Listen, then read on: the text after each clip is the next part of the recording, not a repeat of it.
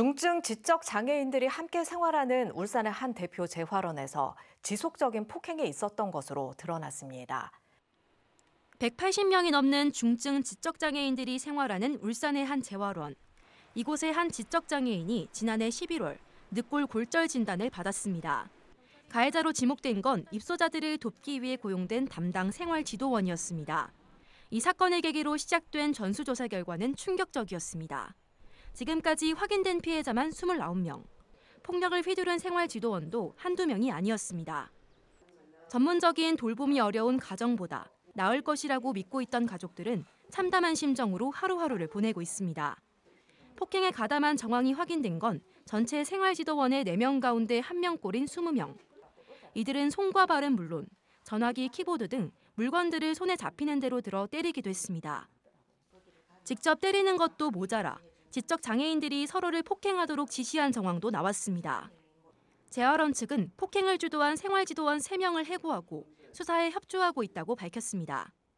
어떻게 이런 일이 발생할 수 있었던 건지, 후속 대책은 마련되고 있는 건지 직접 취재한 이다은 기자와 함께 이야기 나눠보겠습니다.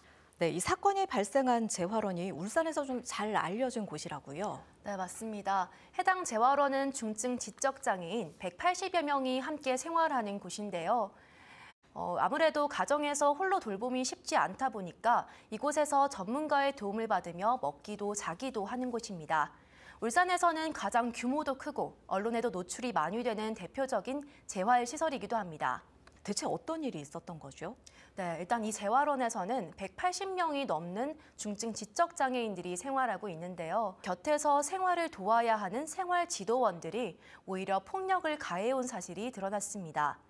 피해 사실을 확인한 보호자들에 따르면 손과 발로 때리는 것은 물론 재활원 집기, 그러니까 키보드나 전화기 같은 물건도 이용했다고 합니다.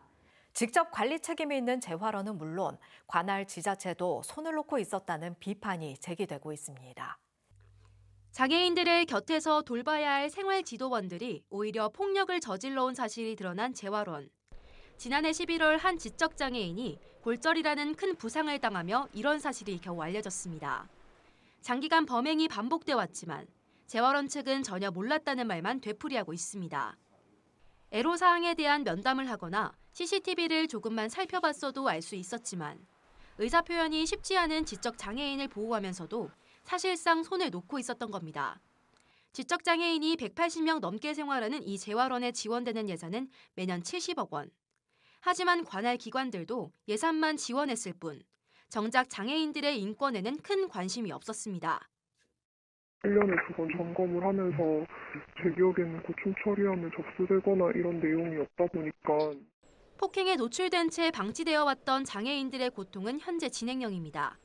가해자로 지목된 생활지도원 20명이 해고되거나 출근을 하지 못하게 되면서 정작 이들의 생활을 곁에서 도와줄 인원이 크게 줄어버렸기 때문입니다. 제대로 된 자격을 갖춘 생활지도원 20명을 당장 새로 구하기도 쉽지 않은 상황. 장기간 인권 사각지대에 방치되어 온 지적 장애인들이 이제는 돌봄 사각지대에 놓일 위기에 처했습니다. 그런데 이 재활원에서는 폭행 외에도 장애인의 노동력을 착취하는 일도 일어났던 것으로 확인됐습니다. 경찰 수사가 진행 중인 가운데 또 다른 사실들이 속속 밝혀지고 있습니다. 장애인 권익 옹호기관이 조사를 벌인 결과 노동력 착취 정황이 드러났습니다. 재활을 위한 승마 프로그램을 진행하면서 장애인들에게 말 배변 청소나 퇴비 정리 등을 대신 시켜온 겁니다. 또 직접적인 폭행 피해자 29명 외에 수시로 폭행 장면을 목격한 일부 장애인들도 정서적 학대 피해를 호소하고 있습니다. 장애인 기관 조사를 통해 피해자는 41명까지 늘어났는데 폭행 가담 정황이 있는 지도원 1명은 분리 조치도 되지 않고 있습니다. 직접적인 생활지도원은 아니지만 운전원으로 일하며 수시로 피해자들과 마주치고 있는 겁니다. 관계기관들의 관리 감독의 허점도 드러나고 있습니다. 언론 보도를 통해 폭행 사실이 알려지자 부랴부랴 점검에 나선 겁니다. 복지부가요, 대규모 상습 장애인 학대 사건에 대해서 인수조차 못하고 3개월이 지나서야 조사를 나갔는데 이것은 명백한 직무유기입니다. 관할 지자체에 대한 관리 실태 점검도 하지 않은 것으로 확인됐습니다. 부실 대처라는 지적을 받은 복지부는 뒤늦게 전국 장애인 거주시설에 대한 인권 교육 등 관리를 강화하겠다고 대책을 내놨습니다. 울산의 대형 재활원에서 지적장애인들이 상습적으로 학대를 당한 사건과 관련해 북구청이 구체적인 사후 대책을 밝혔습니다. 박천동 북구청장은 북구의회 제224회 임시회 본회의에서 학대 신고 의무를 이행하지 않은 시설 종사자에게 과태료를 부과하고 시설의 행정처분도 관련법에 따라 검토하겠다고 밝혔습니다.